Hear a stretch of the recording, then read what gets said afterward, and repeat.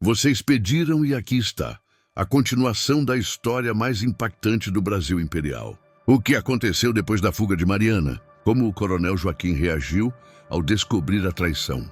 E qual foi o verdadeiro destino dos 7 homens libertos? Preparem-se, porque a segunda parte dessa história é ainda mais intensa que a primeira. Se você ainda não viu a primeira parte, pare agora e assista primeiro. Senão você vai perder detalhes cruciais dessa história. E não esquece, deixa o like, se inscreve no canal e ativa o sininho, porque a parte final, que chega semana que vem, vai revelar segredos que mudarão tudo o que vocês pensam saber sobre essa história. Janeiro de 1865, a descoberta. 3 dias após o Natal, o coronel Joaquim Rodrigues de Alvarenga acordou para um silêncio diferente. A fazenda dos 7 riachos tinha aquele tipo de quietude que precede tempestades. Um vazio que fazia os pelos da nuca se arrepiarem. Ele desceu as escadas de madeira nobre da mansão, ainda vestindo o robe de seda importado, e foi direto ao quarto de Mariana. Vazio. O berço do pequeno Joaquim Júnior estava ali, mas sem o menino. As roupas de Mariana, suas joias mais valiosas, seus livros de orações, tudo tinha desaparecido. Mas não foi isso que fez o sangue do coronel gelar. Foi o que ele encontrou sobre sua escrivaninha no escritório, a carta de Mariana, e ao lado dela, um inventário completo de todo o ouro que ele havia desviado da coroa nos últimos 10 anos. Suas próprias anotações secretas, copiadas com precisão cirúrgica. Benedito, rugiu ele, fazendo os cristais da sala vibrarem. Tomé, Lourenço! Mas apenas o eco da própria voz respondeu. Joaquim correu para as senzalas. Encontrou apenas escravizados confusos, assustados. Os 7 homens que Mariana havia libertado tinham desaparecido. Junto com eles, 3 carretas carregadas, 6 cavalos das melhores linhagens da fazenda, e o coronel descobriria depois 4 baús de ouro que estavam escondidos no porão falso da capela particular. Mariana não tinha apenas fugido. Ela havia planejado meticulosamente um assalto que levaria meses para ser executado. E ele, cego pela própria arrogância, não percebera nada. Essa maldita! Começou Joaquim.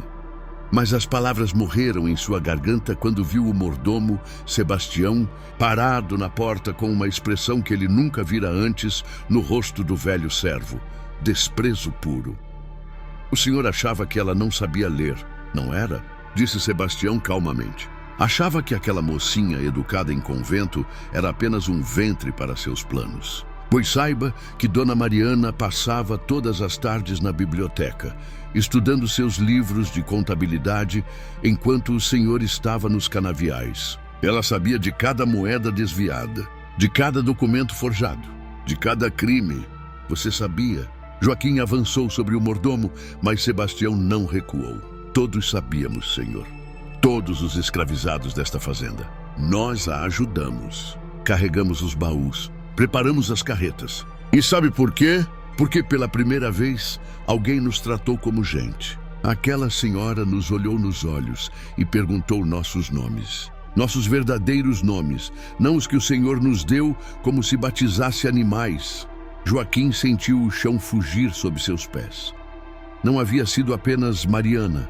Tinha sido uma conspiração que acontecera debaixo de seu nariz durante meses. Sua própria fazenda, seu reino absoluto, havia se tornado um teatro onde todos representavam lealdade enquanto planejavam sua queda.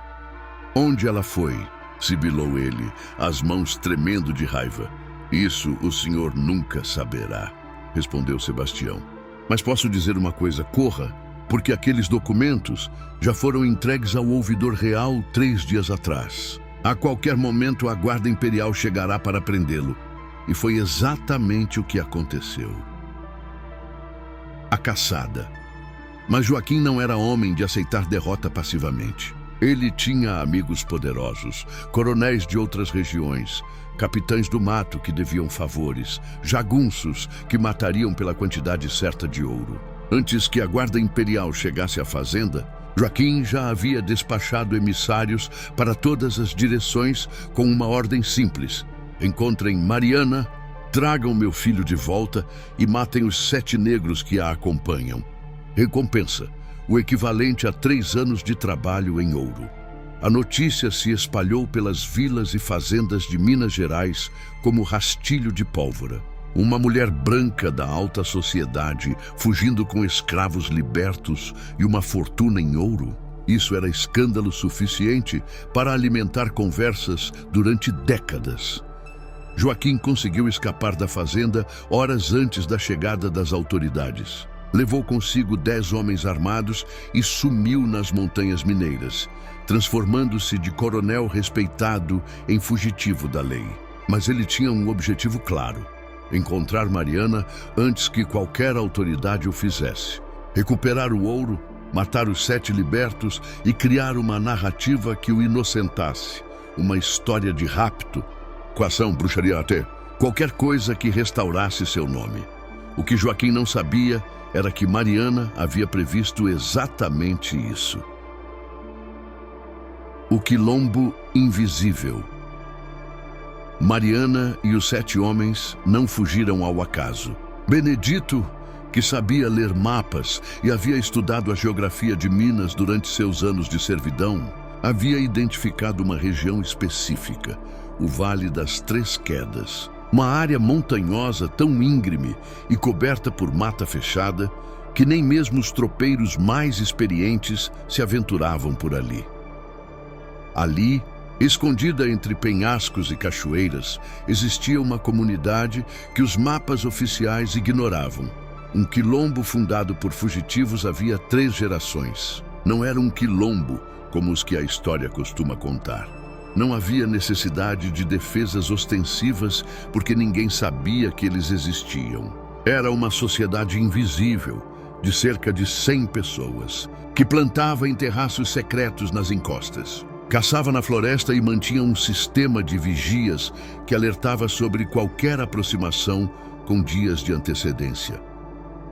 Benedito tinha contato com esse quilombo. Seu pai, antes de ser capturado e vendido, havia nascido lá. Quando Mariana, com o bebê nos braços, chegou àquele lugar depois de 2 semanas de viagem brutal pelas montanhas, ela não encontrou selvageria ou caos. Encontrou uma comunidade organizada, com líderes eleitos, regras claras de convivência, crianças aprendendo a ler com professores improvisados e uma dignidade que ela jamais vira nas fazendas da elite. Vocês construíram um mundo, sussurrou ela para Benedito, maravilhada, enquanto observava crianças brincando livremente, sem correntes, sem medo. Construímos o que nos foi roubado, respondeu ele. E agora você faz parte disso. Mas precisa entender uma coisa, Mariana. Aqui não há senhoras e escravos. Aqui todos trabalham, todos decidem juntos. Você terá que aprender a viver como igual. E foi exatamente o que ela fez. A mulher que crescera sendo servida, que nunca havia cozinhado uma refeição ou lavado uma roupa, aprendeu a plantar mandioca, a carregar água da nascente, a tecer cestos. Os 7 homens se tornaram seus professores e protetores. O pequeno Benedito Júnior, ela o rebatizara com o nome do pai verdadeiro, crescia cercado por cuidados coletivos. 10 mães, 15 pais, uma vila inteira que o tratava como tesouro compartilhado, mas a paz não duraria muito. O informante. Em março de 1865, um dos vigias do quilombo trouxe notícias alarmantes. Homens armados estavam fazendo perguntas nas vilas próximas. Ofereciam ouro por informações sobre uma mulher branca viajando com negros libertos e um bebê. A descrição era precisa demais. Joaquim estava próximo. O conselho do quilombo se reuniu. Era formado por 5 anciãos, 3 mulheres e 2 homens, que haviam fundado aquela comunidade décadas atrás. A discussão foi acalorada. Devemos entregar a mulher branca, argumentou uma das anciãs, Mãe Benedita. Ela trouxe perigo para todos nós. Por causa dela, podem descobrir nossa localização. Ela não é mais uma mulher branca, contrapôs Benedito. Ela é mãe do meu filho. É uma de nós. Protegemos os nossos. Protegemos os nossos, concordou Tomé, mas não podemos colocar 100 vidas em risco por uma. Foi quando Mariana se levantou. Ela havia aprendido a linguagem daquele lugar. Não apenas as palavras, mas a forma de argumentar, de pedir, de oferecer. Eu trouxe ouro, disse ela firmemente. Ouro suficiente para comprar terras em nome de homens livres, para registrar essa comunidade oficialmente como povoação, para construir defesas legais. Vim aqui não apenas fugindo, mas com um plano. Deixe-me explicar. E ela explicou. Durante horas, mostrou documentos que havia trazido. Escrituras falsificadas em nome de Benedito e dos outros 6 homens, criando a ficção legal de que eles haviam comprado terras com herança de um senhor português morto. Apresentou cartas de recomendação forjadas, selos oficiais roubados, um arsenal de papéis que, se usados corretamente, poderiam transformar aquele quilombo invisível numa fazenda legal de negros libertos. O imperador está sob pressão dos abolicionistas, argumentou ela. A Guerra do Paraguai está esvaziando as fazendas de escravos. Eles estão sendo prometidos liberdade em troca de alistamento. O sistema está rachando. Se formos espertos, podemos usar essas rachaduras para criar algo permanente, algo que sobreviva. O conselho votou. Por 4 votos contra 3, decidiram arriscar. Mas havia uma condição. Mariana teria que enfrentar Joaquim, pessoalmente. Era a única forma de garantir que ele parasse a busca. O confronto foi armado cuidadosamente. Usando um dos informantes que Joaquim havia recrutado, um tropeiro que secretamente simpatizava com os quilombos, enviaram uma mensagem ao coronel. Mariana se entregaria em troca de garantia de vida para o bebê.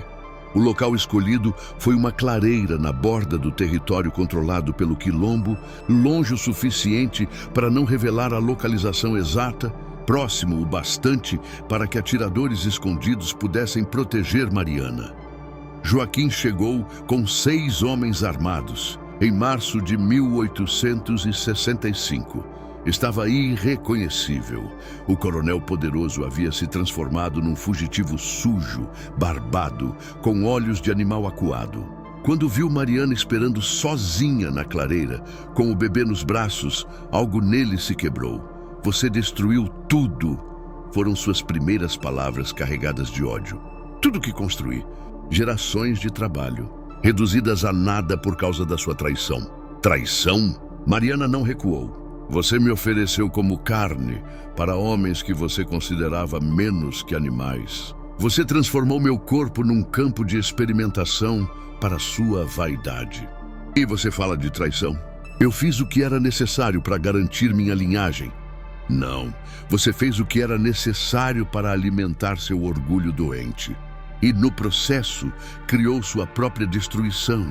Ela deu um passo à frente. Eu poderia ter aceitado tudo em silêncio. Poderia ter gerado seu herdeiro e permanecido a esposa submissa que você imaginava que eu era. Mas sabe o que eu descobri, Joaquim?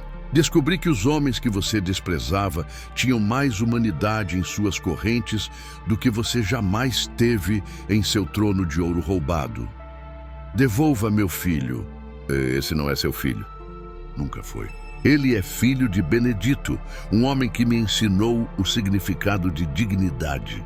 E ele crescerá livre, nunca conhecendo o peso das correntes que você usava para construir seu império. Joaquim fez um sinal e seus homens levantaram as armas. Mas antes que qualquer tiro fosse disparado, 30 atiradores emergiram da floresta ao redor, armados e apontando diretamente para o coronel e seu grupo. Você está cercado, disse Mariana calmamente. E agora vai ouvir minha proposta. Você tem 2 escolhas. Primeira, tenta nos matar, morre aqui mesmo, e os documentos que enviei ao ouvidor garantem que seu nome seja lembrado como o criminoso que você é. Segunda, você desaparece. Foge para longe, assume outro nome e eu espalho a história de que você morreu tragicamente numa emboscada. Com o tempo, suas dívidas serão esquecidas e você poderá tentar reconstruir alguma vida miserável em outro lugar. Você não tem autoridade para fazer acordos. Cuspiu Joaquim. Não?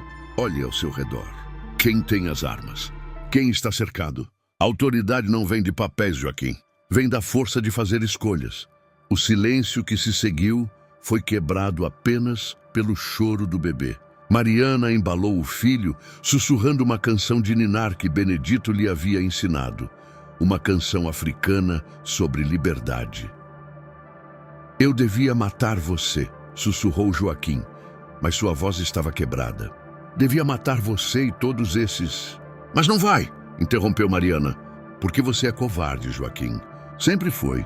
Por baixo de todo aquele poder roubado, você sempre foi um homem pequeno, assustado, desesperado por validação. E agora não tem mais nada a não ser sua vida miserável.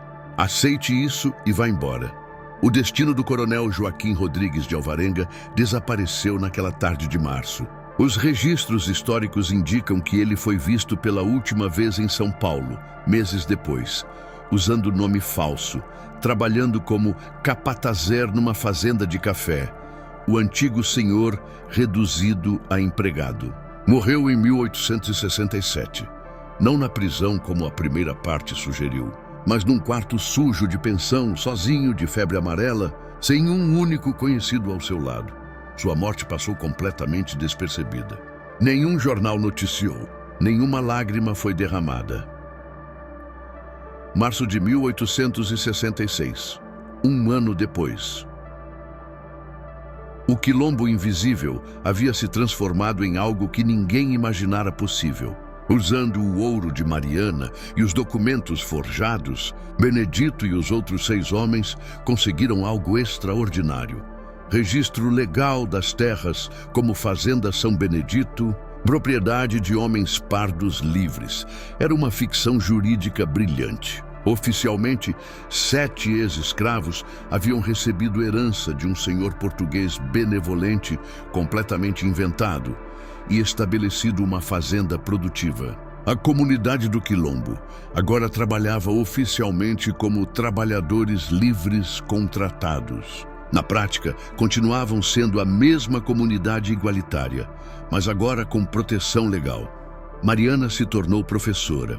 Ensinou português, matemática, francês para as crianças. Escrevia cartas para outros quilombos, ajudando a estabelecer redes de comunicação e apoio. Transformou sua educação privilegiada numa ferramenta de libertação coletiva. O pequeno Benedito Júnior crescia falando 3 línguas, correndo livre entre as cachoeiras, aprendendo a plantar e a ler simultaneamente. Ele não sabia ainda que era filho de uma das histórias mais extraordinárias do Brasil imperial. Mas havia um problema crescendo nas sombras. Um problema que ninguém havia previsto e que seria revelado numa tarde de março que mudaria tudo novamente. O segundo filho. Mariana descobriu que estava grávida novamente. Mas dessa vez não havia dúvida sobre a paternidade. O pai era Benedito, o homem com quem ela construíra uma parceria verdadeira, uma relação baseada em respeito mútuo, não em acordos obscenos. Quando ela revelou a gravidez ao Conselho do Quilombo, a reação foi de alegria. Mais uma criança livre, nascendo em terra livre. Mas Benedito estava preocupado. Se tivermos um segundo filho, disse ele numa noite, enquanto observavam as estrelas do alto da montanha, qualquer investigação futura vai levantar questões. Joaquim Júnior pode ser explicado como filho do coronel, mas uma segunda criança? Com características claramente africanas. Isso vai destruir toda a nossa história oficial.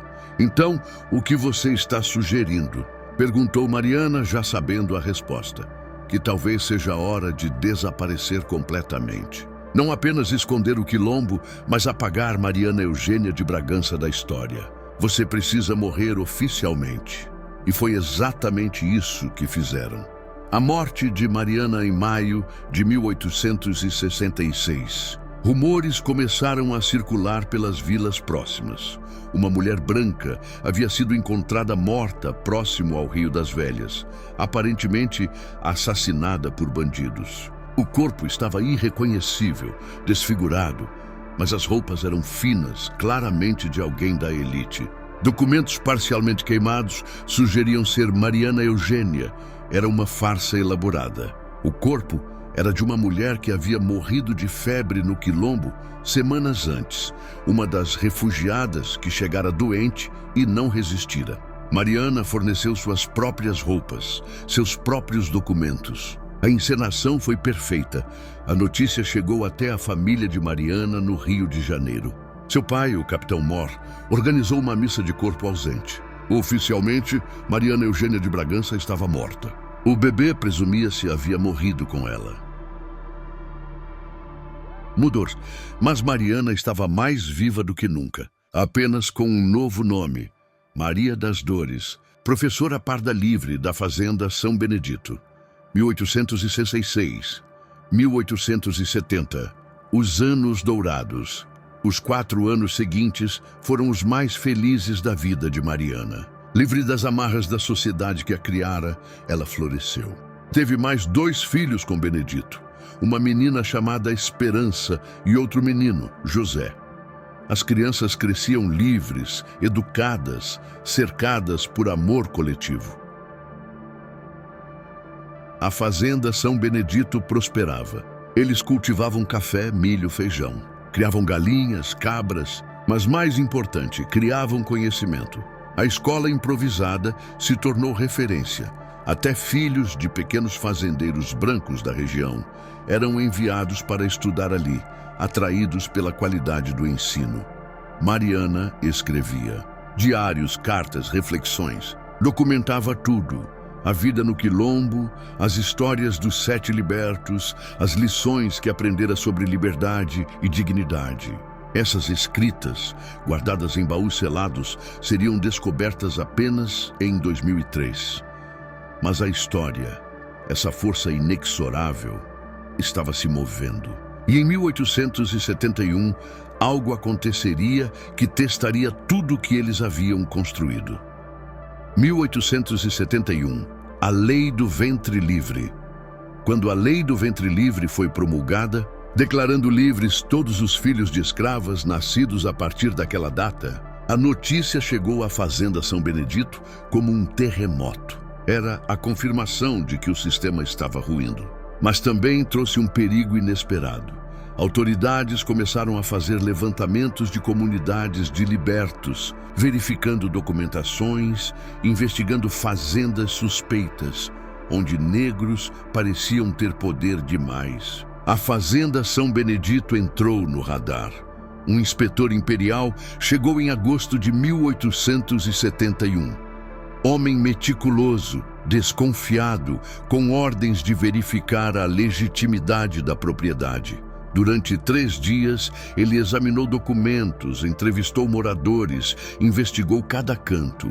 Foi Mariana, agora Maria das Dores, quem o convenceu.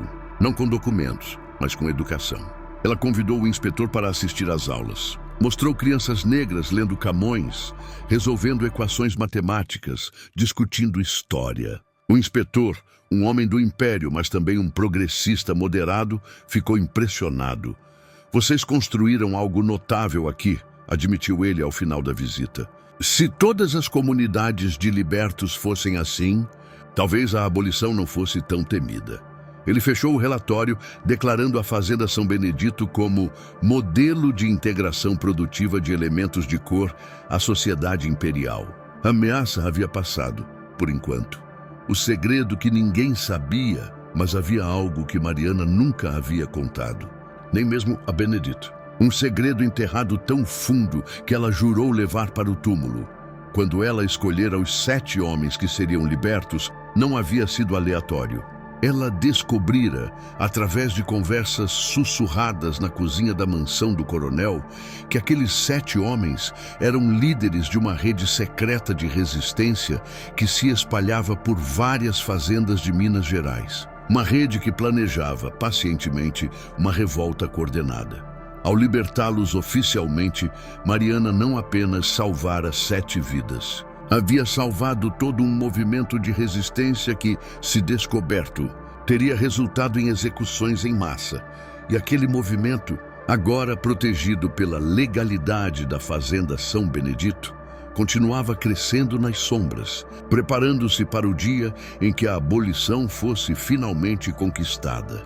Mas em 1872, algo aconteceria que colocaria tudo em risco novamente. Algo que Mariana não previra. Algo envolvendo alguém do passado voltando dos mortos. E esse é um segredo que só será revelado no episódio final. Porque em novembro de 1872, um homem apareceu na porta da fazenda São Benedito. Um homem que todos acreditavam estar morto. Um homem que conhecia a verdadeira identidade de Maria das Dores. E ele trouxe consigo uma notícia que mudaria tudo. O filho de Mariana com o coronel Joaquim, aquele primeiro bebê nascido do acordo obsceno. Joaquim Júnior, agora com 7 anos, não havia desaparecido na história como todos pensavam. Ele havia sido encontrado e estava sendo criado por alguém impossível. Mas quem e como? E o que isso significaria para o futuro de Mariana, de Benedito e de tudo que eles construíram? A resposta vai chocar você. Porque a história, mesmo quando pensamos conhecer todos os seus segredos, sempre guarda uma carta na manga. A parte 3 final chega semana que vem. Não perca! Se você chegou até aqui, deixe nos comentários qual você acha que é esse segredo final. Quem você acha que está criando o filho de Mariana? E o que você faria no lugar dela quando descobrisse a verdade? Deixa o like, compartilha com quem precisa conhecer essa história e nos vemos na conclusão épica desta saga. Se você chegou até aqui e gostou do conteúdo, não esqueça de deixar o seu like e comentar de onde está assistindo. Agora me diga, se você fosse o personagem principal desta história, o que faria naquela época? Sua opinião é muito importante. Inscreva-se no canal para fortalecer nosso trabalho e ajudar a trazer mais histórias como essa. Compartilhe com quem também gosta de histórias do tempo imperial, histórias que fazem pensar.